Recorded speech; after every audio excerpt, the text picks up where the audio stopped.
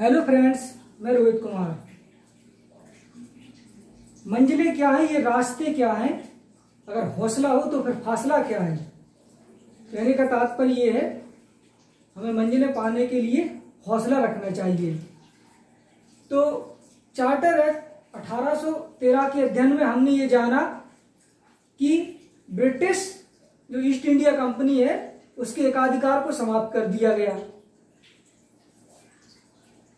1813 के charter act में British east India company के एकाधिकार को समाप्त कर दिया गया। उसके 20 साल बाद 1833 में एक एक्ट आता है, charter act 1833, charter act of 1833। Charter act 1833 क्या करता है कि जो ब्रिटिश ईस्ट इंडिया कंपनी है उसको 20 साल के लिए और अधिकार प्रदान करता है। ब्रिटिश ईस्ट इंडिया कंपनी है वो 20 साल के लिए, उस टाइम वर्ष के लिए ईस्ट इंडिया कंपनी को 20 वर्ष के लिए अधिकार प्रदान करता है,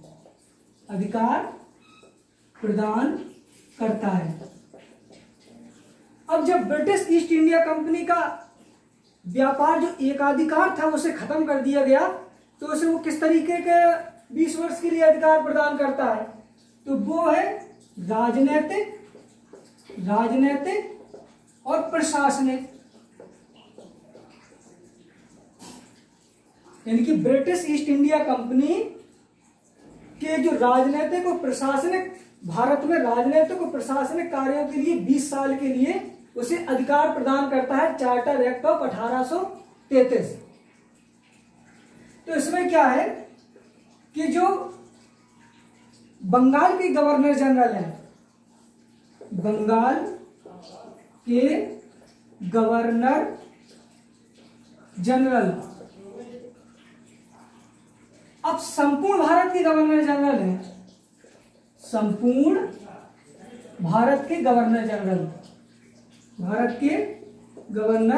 जनरल, तो जो बंगाल के गवर्नर जनरल है वो संपूर्ण भारत के गवर्नर जनरल है। तो ऐसे संपूर्ण भारत के गवर्नर जनरल कौन है? Lord William Bentinck. ऐसी गवर्नर जनरल कौन है? Lord William Bentinck. क्वेश्चन आता है कि भारत के प्रथम गवर्नर जनरल कौन है? तो लॉर्ड विलियम बेंटिक। और ये कैसे हैं? संपूर्ण भारत के। तो अब कैसे जो नियम, जब कोई नियम बनाएंगे तो संपूर्ण भारत के लिए बनाएंगे, यानी कि ये एक्ट कहता है कि गवर्नर जनरल संपूर्ण भारत के लिए कोई नियम बना सकता है। तो जो नियम बनेंगे वो संपूर्ण भारत के लिए लागू होंगे। तो देश में कैसी व्यवस्था, देश में जो प्रशासन है, देश का प्रशासन कैसा होगा? जो शासन है, शासन कहेंगे, देश का जो शासन है वो केंद्रीयकृत हो गया। कैसा हो गया? केंद्रीयकृत। ये IAS 2003 का क्वेश्चन है कि देश का शासन कब केंद्रीयकरण हुआ, वो किस एक्ट के तहत हुआ? Charter act of 1833। ऐसा क्यों हुआ? क्योंकि बंगाल के गवर्नर जनरल को संपूर्ण भारत का गवर्नर जनरल बना दिया गया। जब वो संपूर्ण भारत का गवर्नर जनरल बन गया तो वो संपूर्ण भारत के लिए विधि भी बना सकता है।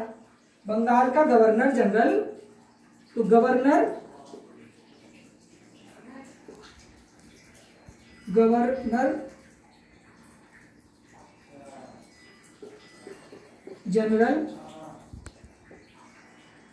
जनरल संपूर्ण भारत के लिए, संपूर्ण देश के लिए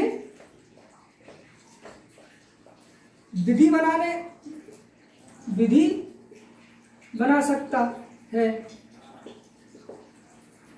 और इसकी जो विधि है उसमें मान्य होगी और नहीं भी, तो इस विधि को कंट्रोल कौन करेगा? बोर्ड ऑफ कंट्रोल,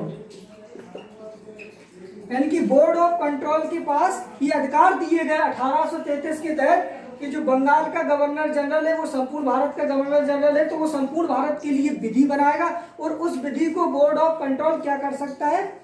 अस्वीकृत भी कर सकता है। बोर्ड ऑफ कंट्रोल विधि को के नियमों को या विधेयक को अस्वीकृत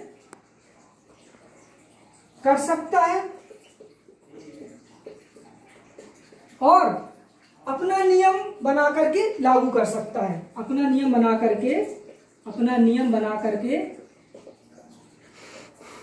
लागू कर सकता है।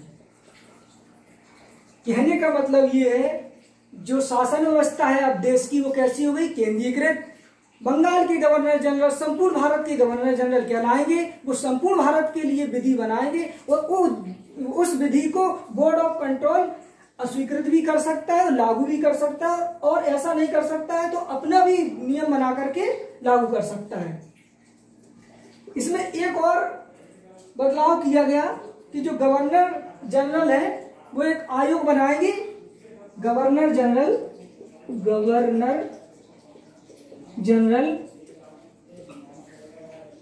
विधि आयोग बनाएंगे, विधि आयोग गठित करेंगे और उसके अध्यक्ष कौन होंगे, ब्रिटेन के सम्राट। तो गवर्नर जनरल विधि आयोग गठित की और उस समय अध्यक्ष हुए उसके लॉर्ड मैकाले।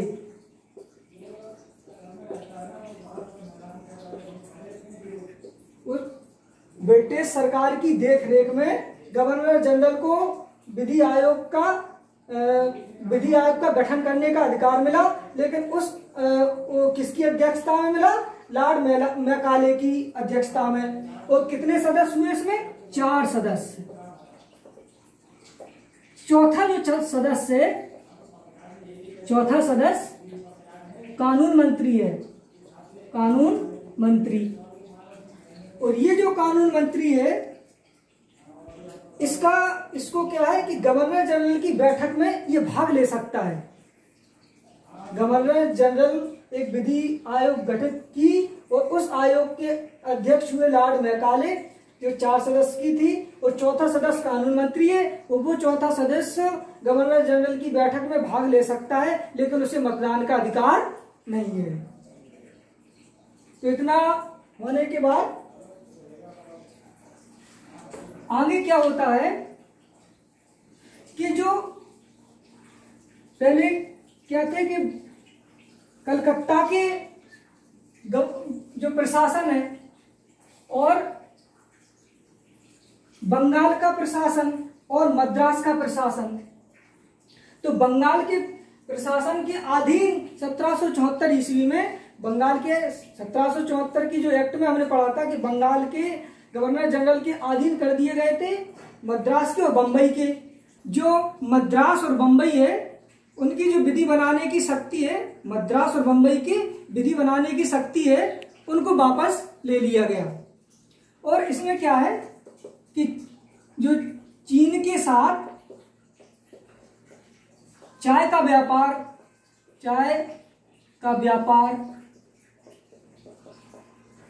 एकाधिकार, ब्रिटिश ईस्ट इंडिया कंपनी को अब तक चीन के साथ चाय का व्यापार एकाधिकार दिया गया, अब समाप्त किया गया।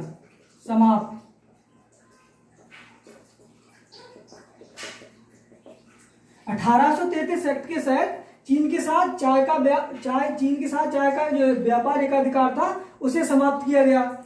और इसमें दास प्रथा का उन्मूलन किया गया। दास प्रथा उन्मूलन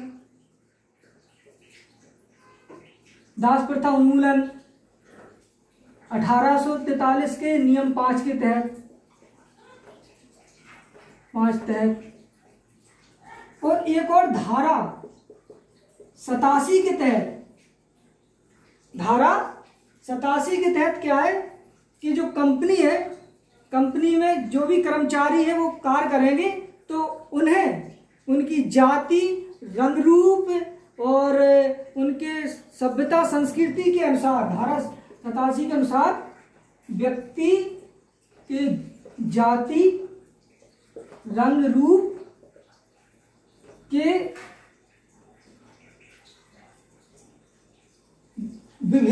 नहीं किया जाएगा, का विभेदीकरण नहीं किया जाएगा। कहने का तात्पर्य है कंपनी में जो भी व्यक्ति शामिल होंगे वो उनको जो है, ऐसा पहले क्या है कि जाति रंग रूप अंग्रेज शामिल हुए या जो और जातियों उनसे कोई विशेष रूप से शामिल हुए, गोरे काले लोग शामिल नहीं हो सकते। तो धारा 87 के तहत उसकी जाति रंग रूप का विभेदीकरण नहीं किया जाएगा, यानी कि उसे रंग रूप जाति के आधार पर नौकरी लेने से कंपनी में वंचित नहीं किया जाएगा। और इसी एक्ट के तहत 1833 जो इम्पोर्टेंट है, 1833 एक्ट के तहत सिविल सेवा प्रारंभ की गई, सिविल सेवा प्रारंभ की गई। और भारतीयों को भी इसमें शामिल करने के लिए कहा गया, भारतीयों को भी इसमें शामिल किया गया, भारतीयों को भी शामिल किया गया।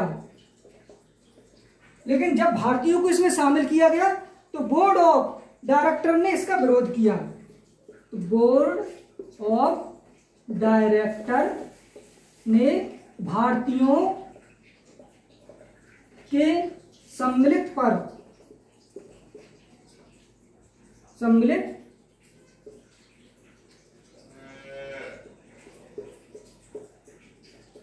विरोध किया। क्वेश्चन आता है सर्वप्रथम सिविल सेवा भारत में कब प्रारंभ की गई? तो 1833 में। इसमें भारतीयों को भी शामिल किया गया, लेकिन बोर्ड ऑफ डायरेक्टर के विरोध के कारण इसे जो है भारतीयों को शामिल नहीं, भारतीयों को सम्मिलित पर विरोध किया। बोर्ड ऑफ डायरेक्टर ने, जो कंपनी का निदेशक मंडल था बोर्ड ऑफ डायरेक्टर, उसने भारतीयों के सम्मिलित पर विरोध किया और भारतीयों को फिर इसमें शामिल नहीं किया गया।